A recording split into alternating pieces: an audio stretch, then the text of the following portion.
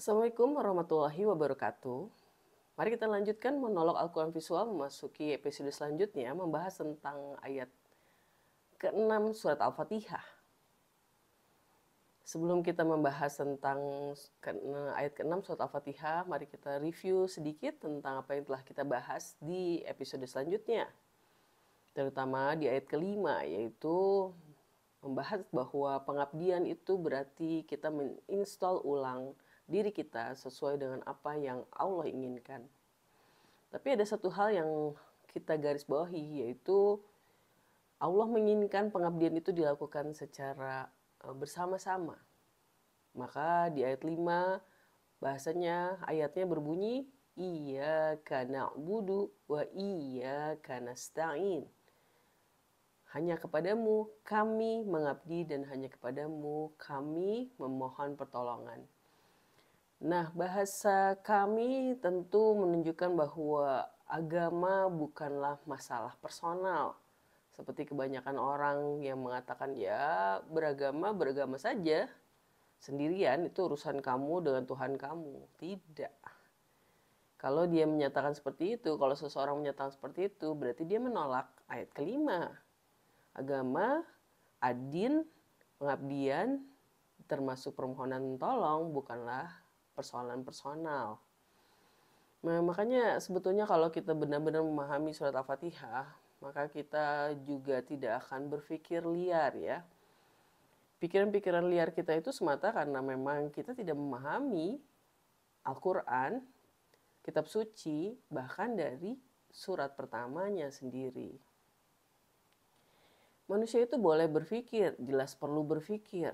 Tapi ketika dia sampai kepada pemahaman bahwa Allah yang mengatur kehidupan ini dan akan ada hari akhir yang kita diminta pertanggungjawabannya, maka kita akan mengembalikan semua pikiran kita pada ketentuan-ketentuan Allah.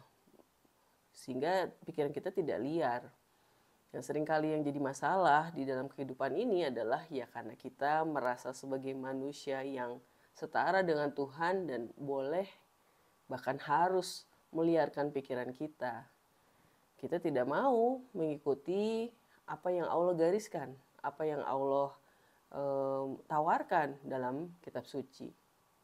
Itulah mengapa banyak sekali manusia-manusia sekarang yang overthinking, depresi ya, karena pikirannya terlalu liar.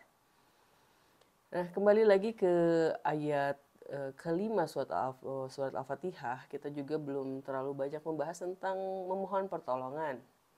Banyak orang yang menyatakan, banyak ulama menyatakan bahwa mohon pertolongan itu berkaitan dengan meminta pertolongan apapun. Ya, itu bisa dikatakan benar.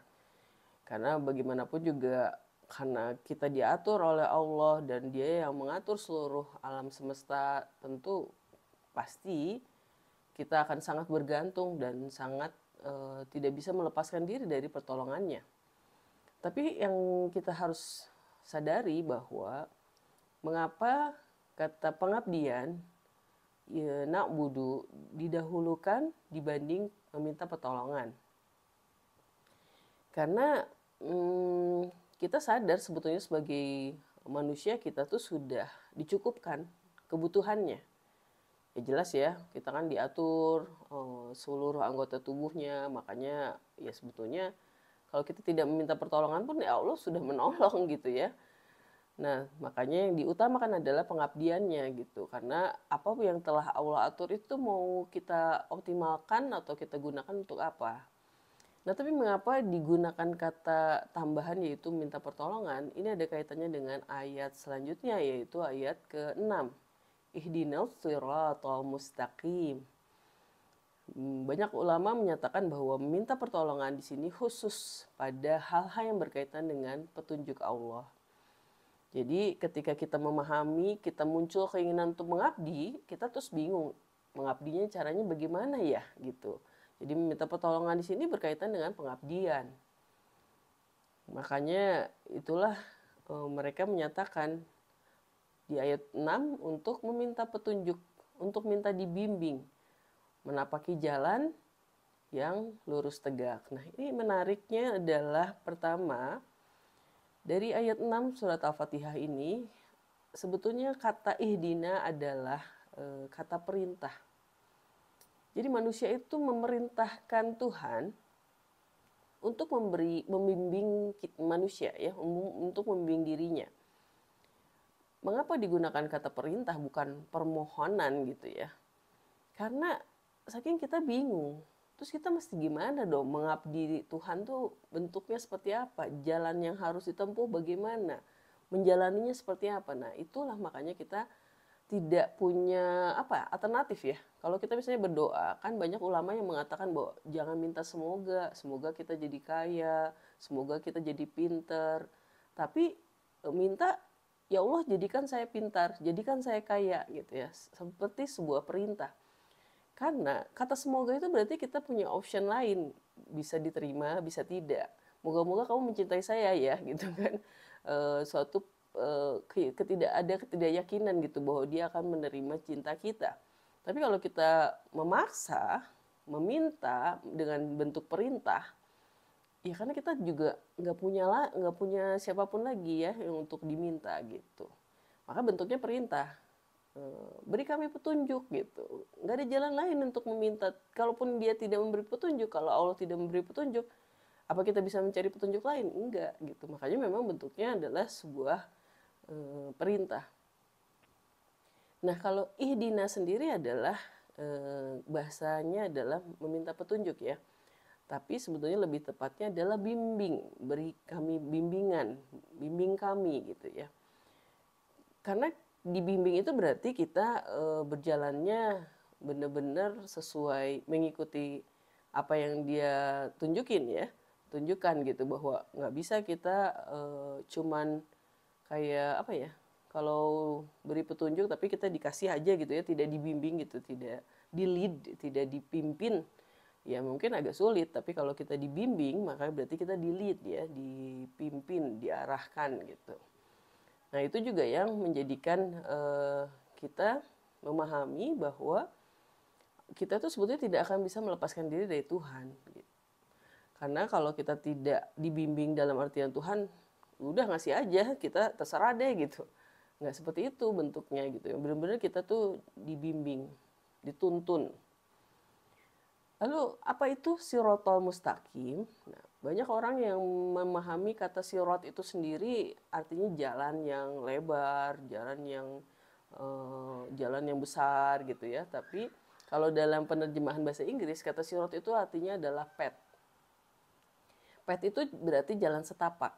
Nah, ini juga sangat menarik gitu karena ternyata dalam Al-Quran ketika kita memahami ayat itu kita nggak bisa loncat ayat gitu karena kita sudah membahas ya mengapa Al-Quran itu disusun sedemikian, maka kita harus menjalaninya kan ayat per ayat.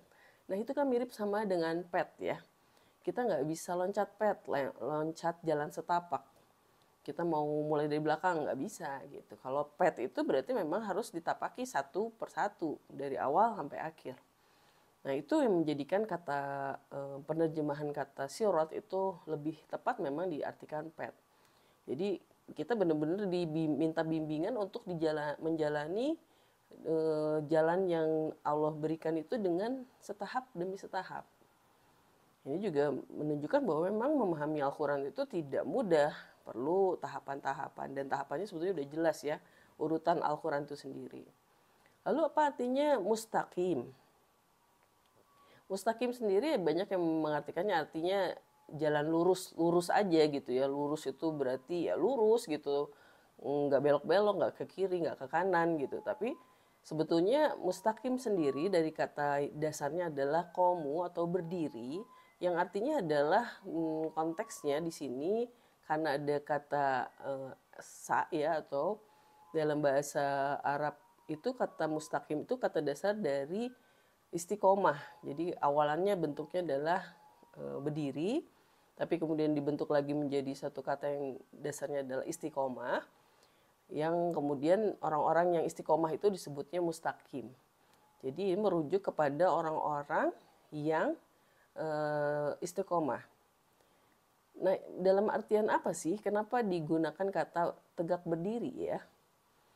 Nah, ini juga menarik gitu. Mengapa manusia menggunakan kata tegak berdiri gitu? Karena kalau kita memahami ketika kita menjalankan kehidupan, Sebetulnya kalau kita merasa hidup itu terlalu banyak beban, kita tuh tidak mungkin duduk atau berdiri dengan tegak.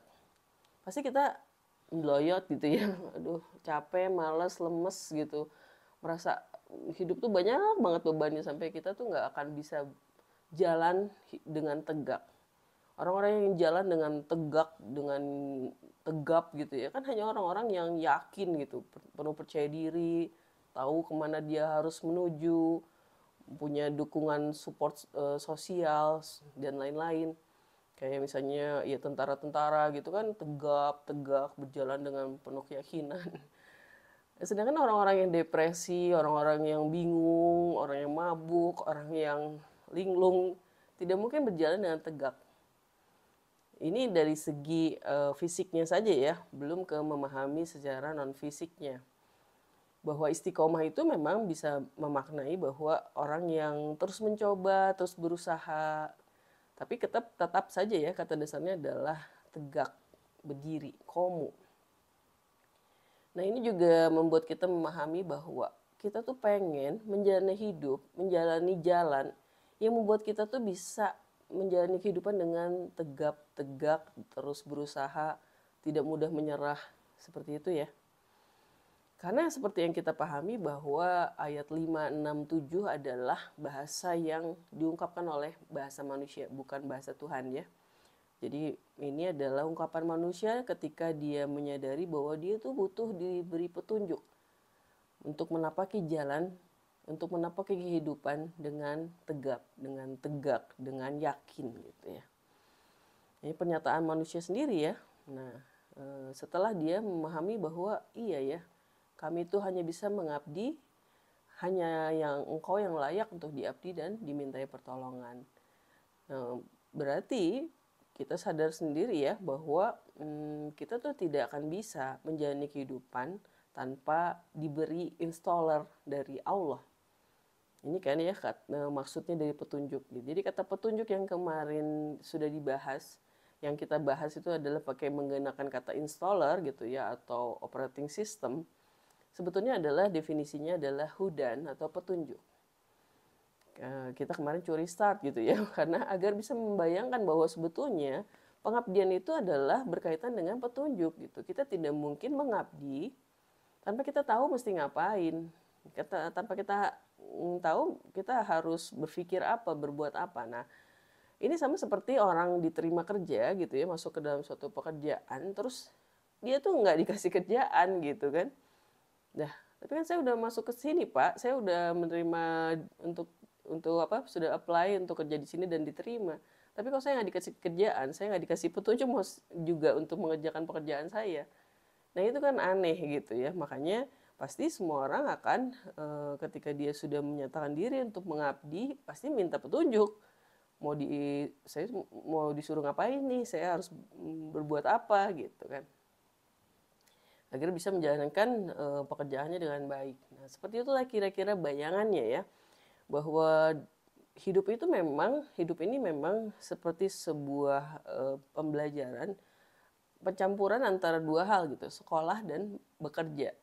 Bahwa kita memang harus belajar, tapi di satu pihak kita juga harus mengamalkan apa yang kita pelajari dengan bekerja gitu ya. Seperti kita sekolah, dari sekolah terus kita bekerja. Nah, perpaduan adin tuh ya seperti itu gitu. Kalau kita bertanya kenapa sih orang harus bikin sekolah, kenapa sih orang harus bekerja setelah sekolah?